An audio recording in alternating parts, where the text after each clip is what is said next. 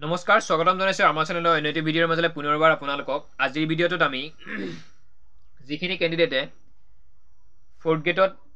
Apply কৰিছিল plus third গ্ৰেডৰ বাবেও তেওঁলোকে পৰীক্ষা দিছিল অৰ্থাৎ তেওঁলোক অকনমান উচ্চ শিক্ষিত তেওঁলোক হয়তো বিএ পাস বিএসসি বিকম তেনেকুৱা পাস বা কিছুমান এমএ এমএসসি এমকম তেনেকুৱা ডিগ্ৰী লৈ তেওঁলোকে ফৰ্থ গ্ৰেড পোষ্টৰ বাবে এপ্লাই কৰিছে আৰু এই কথাটো ইতিমধ্যে বহুতখিনি চৰ্চাত আছে বৰ্তমানো যে ফৰ্থ গ্ৰেডত বহুত উচ্চ শিক্ষিত ক্যান্ডিডেটে এপ্লাই কৰিছে তেওঁলোকৰ যেতিয়া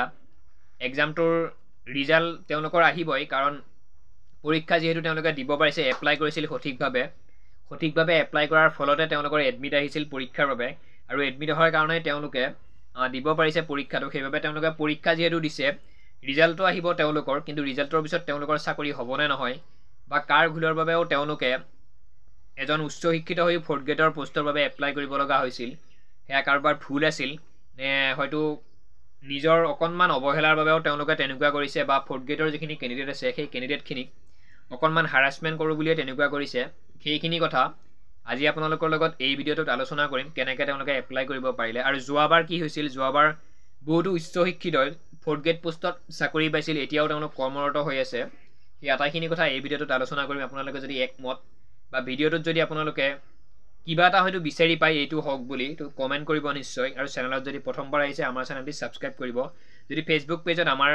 ভিডিঅ'টো চাই আছে তেনেহলে পেজটো ফলো কৰিব এনে ধৰণৰ চাকৰিৰ খবৰসমূহ বা এনে ধৰণৰ ভিডিঅ'সমূহ অতি সোনকালে আপোনালোকৰ মাজলৈ যাবৰ বাবে তো প্ৰথম কথা হ'ল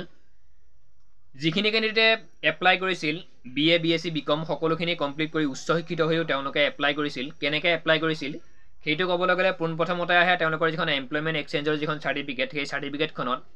তেওঁলোকে হয়তো উঠোৱা নাই তেওঁলোক যে গ্ৰেজুৱেট বা তেওঁলোকে যে বিএ বিকম বিএসসি এনেকুৱা উচ্চ শিক্ষিত তেওঁলোকে পাছ কৰিছে আৰু কিছুমানে মোৰ তাত কমেন্ট কৰিছিল তেওঁলোকে দুবাৰ নাম ৰেজিষ্টাৰ কৰা আছে এখন আছে তেওঁলোকৰ হায়াৰ সেকেন্ডাৰী বাছেৰে নাম ৰেজিষ্টাৰ কৰিছে আৰু আন এখন তেওঁলোকৰ বিএ বাছেৰে নাম ৰেজিষ্টাৰ কৰিছে ঠিক তেনেদৰে তেওঁলোকে বিএ বাছতো পৰীক্ষা দিব পাৰিছে বা হায়াৰ সেকেন্ডাৰী বাছতো দিব পাৰিছে আৰু চৰকাৰে ইতিমধ্যে এটা কথা কৈয়ে দিছিল যিখিনি ক্যান্ডিডেটে হায়াৰ সেকেন্ডাৰী কমপ্লিট কৰিছে তেওঁলোকে ফৰ্থ গ্ৰেডৰ বাবে এপ্লাই কৰিব পাৰে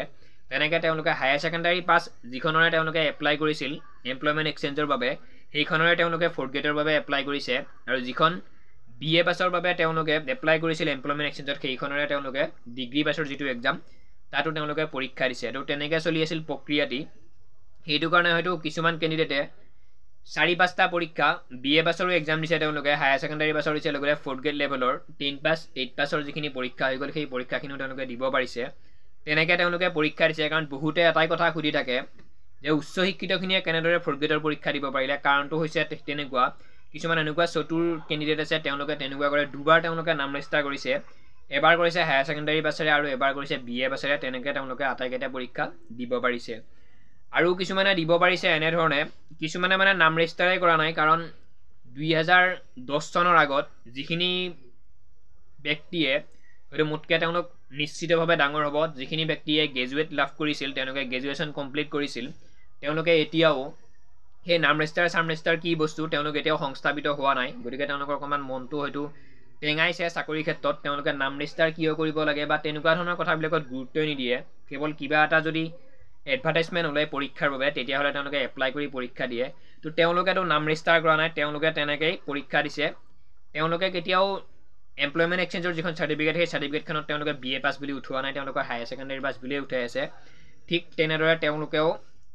থাৰ্ড গ্ৰেডৰ পৰীক্ষা দিছে ফৰ্থ গ্ৰেডৰো পৰীক্ষা দিছে তেনেকৈও তেওঁলোকে পৰীক্ষা দিব পাৰিছে এনেকৈয়ে তেওঁলোকে আবেদন কৰিছে কাৰণ মোক বহুতে কমেন্ট কৰি আছে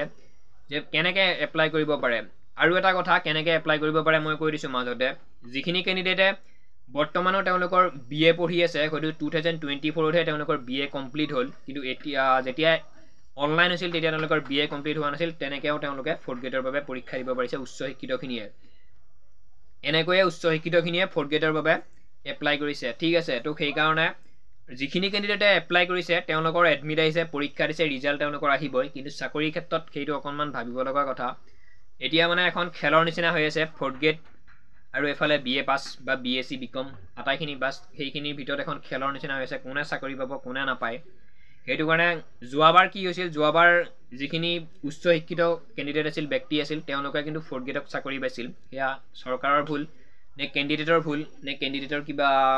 কিবি সেয়া হয়তো ক'ব নোৱাৰিম, কিন্তু চৰকাৰৰ ভুল নাথাকে। চৰকাৰে ইতিমধ্যে কৈয়ে আছে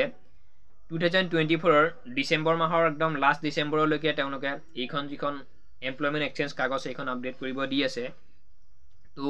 এতিয়া কেণ্ডিডেটখিনিয়ে যেতিয়া আপডেট নকৰে সেইটো চৰকাৰে আৰু কেনেকৈ ইমান কি কৰিব সেইটো হয়তো জনা নাযায়। গতিকে চৰকাৰৰ কোনো ভুল নাই, কাৰণ ইতিমধ্যে চৰকাৰে উল্লেখ কৰিছে যে হায়াৰ ছেকেণ্ডাৰী পাছ কেণ্ডিডেটখিনিয়েহে কেৱল 3rd গ্ৰেড 4th গ্ৰেডৰ বাবে এপ্লাই কৰিব পাৰে। তেওঁলোকে কিন্তু BA পাছখিনিয়ে 4th গ্ৰেডৰ বাবে এপ্লাই কৰিব নোৱাৰে। কাৰণ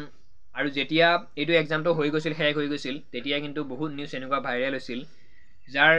কেণ্ডিডেটৰ গাৰ্জেনে কৈছিল, যোনে পৰীক্ষা দিব লৈ আহিছিল কেণ্ডিডেটক, তেওঁলোকৰ গাৰ্জেনে কৈছিল আমাৰ ছোৱালীজনীয়ে বা ল'ৰাটোৱে BA পাছ কৰি থৈ দিছে আগতে, কিন্তু আমি 4th গ্ৰেডৰ বাবে আজি সি পৰীক্ষা দিব আহিছে বা আজি তাই পৰীক্ষা দিব আহিছে। তো এনেকুৱা ভিডিঅ' আপোনালোকে হয়তো বহুত পাইছে।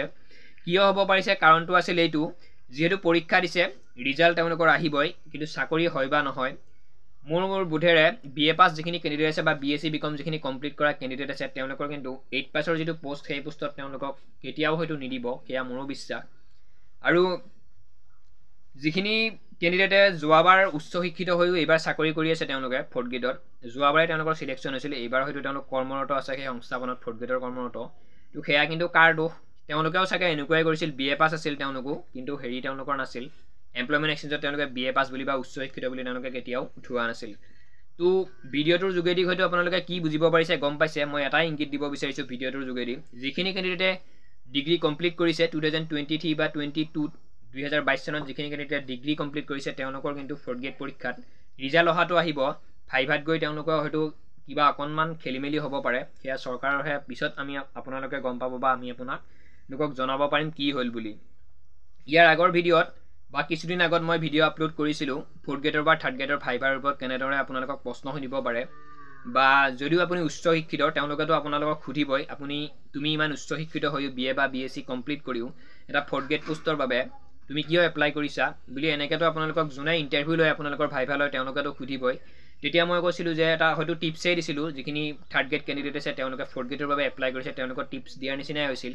মই আপোনালোকক সঁচা কথা ক'বলৈ দিছিলোঁ, মই এনেকুৱা ঘৰৰ কণ্ডিশ্যনৰ বাবে 4th গ্ৰেডৰ কৰ্ম এটা ল'বলৈ বিচাৰিছোঁ, যিহেতু 3rd গ্ৰেডত আমি পোষ্ট পোৱা নাই, সেইটো বাবে তেনেকৈ ক'ব দিছিলোঁ। তো তেতিয়া মোক 4th গ্ৰেড কেণ্ডিডেটখিনিয়ে কিছুমানে অকণমান গালি দিয়াৰ নিচিনাকৈ কমেণ্ট কৰিছিল। বেয়া হয়তো মই তেওঁলোকক কেতিয়াও পোৱা নাই, মোৰ ভিউৱাৰ্ছখিনিক মই কেতিয়াও বেয়া নাপাওঁ। তেওঁলোকে অকণমান মোক গালি পাৰিছিল, তুমিও কিয় যিখিনি মনে এপ্লাই কৰিছে 3rd গ্ৰেডত এপ্লাই কৰিছে 4th গ্ৰেডত এপ্লাই কৰিছে তেওঁলোকৰ ফালে তুমি কিয় হৈছা, বা তুমি তেওঁলোকৰ টিপছ কিয় দিছা, তেওঁলোক ডিছকুৱালিফাইডে হ'ব লাগে এই পৰীক্ষাটোত 4th গ্ৰেডত, যিহেতু তেওঁলোকে দুটাতে এপ্লাই কৰিছে তেনেকৈ কৈছিল। কিন্তু মই যেনেদৰে কৈ আছোঁ এতিয়া ময়ো আপোনালোকক কৈ আছোঁ, সেইটো হয়তো হ'ব নালাগে, BA পাছখিনিয়ে 4th গ্ৰেডত পোষ্ট পাব নালাগে, সেইটো যেনেকৈ কৈ আছোঁ। চৰকাৰে কিন্তু যদি সেইখিনি কথা তেনেকৈ ভবা হ'লহেঁতেন, ইয়াৰ 2022 বা ইয়াৰ আগতে যিটো ADRE প্ৰথম এক্সাম হৈ গৈছিল তাত কিন্তু উচ্চ শিক্ষিতখিনিয়ে হয়তো 4th গ্ৰেডৰ পোষ্টত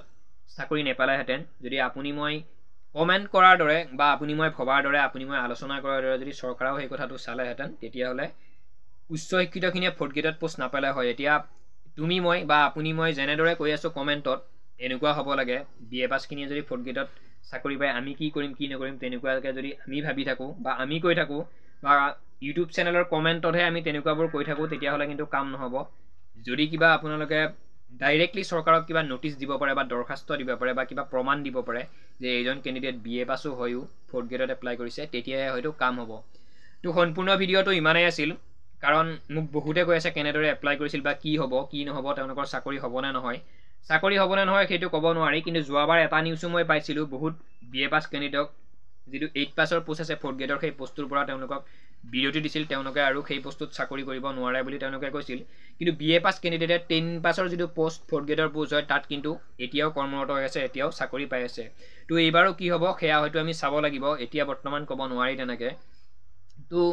যিটো পৰীক্ষা হৈ গ'ল ADRE 2.0 সেইটোৰ কথা যিখিনিৰ বেয়া হ'ল সেয়া বেয়া হৈ গ'লেই, আৰু বৰ্তমান ADRE 3.0ৰ বাবে আপোনালোকে প্ৰিপেৰেশ্যন কৰিব পাৰে, কাৰণ মে' মাহত 15,000 নিযুক্তি অসম চৰকাৰে উলিয়াই দিব। এই 10 মে'ত যিহেতু বৰ্তমান যিখিনি চিলেকশ্যন প্ৰচেছ চলি আছে, প্ৰক্ৰিয়া চলি আছে নিযুক্তিৰ, Assam police ADRE grade 3 grade 4 তাৰপিছত শিক্ষকৰ নিযুক্তি, এই নিযুক্তিখিনি 10 মে' তাৰিখে এপইণ্টমেণ্ট দিয়াৰ কথা মুখ্যমন্ত্ৰী মহোদয়ে। তাৰ পিছে মে' মাহৰ আকৌ 15,000 নতুন নিযুক্তিৰ তেওঁলোকে এডভাৰটাইজমেণ্ট মুকলি কৰিব বা নিযুক্তিৰ এপ্লাই প্ৰক্ৰিয়া তেওঁলোকে আৰম্ভ কৰিব। সেইখিনিৰ বাবে আপোনালোকে প্ৰিপেৰেশ্যন কৰক।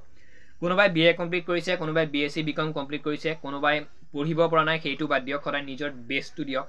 কাৰণ কম্পিটিশ্যন আজিৰ যুগত কিমান আপোনালোকে গম পায়। যদি নপঢ়ি নুশুনি কিনে এনেই টাইম পাছ কৰি বেকাৰ থাকি কিনে আপুনি পিছত যদি চিঞৰি থাকে আমাৰ লগত BA পাছ কেণ্ডিডেটে পৰীক্ষা দিছে আমি কেনেদৰে কি কৰিম বুলি, তেতিয়া হ'লে কিন্তু সেইটো কৈ থাকিলে নহ'ব। আপোনালোকে এতিয়াৰ পৰাই ধুনীয়াকৈ প্ৰিপেৰেশ্যন কৰক, ধুনীয়াকৈ পঢ়া শুনা কৰক ADAD 3.0 বাবে। তো সম্পূৰ্ণ ভিডিঅ'টো ইমানেই আছিল। চাকৰি কোনে পায় কোনে নাপায় কিন্তু সেইটো আমি পিছতহে গম পাম। কিন্তু ৰিজাল্ট সকলোৰে আহিব। মোক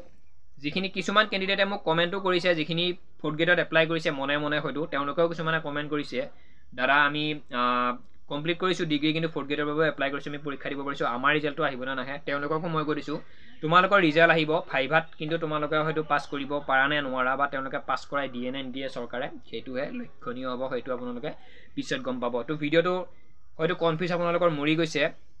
ৰিজাল্ট আহিব নে নাহে, চাকৰি হ'ব নে নাহে। ৰিজাল্টটো সম্পূৰ্ণ আহিব, পৰীক্ষা যিহেতু দিছে, কিন্তু চাকৰি হ'ব নে নহয় সেয়া চৰকাৰৰ ওপৰত হ'ব। তো ভিডিঅ'টো ইমানেই আছিল। নেক্সট ভিডিঅ'ত আমি আকৌ লগ পাম। ধন্যবাদ। জয় অসম।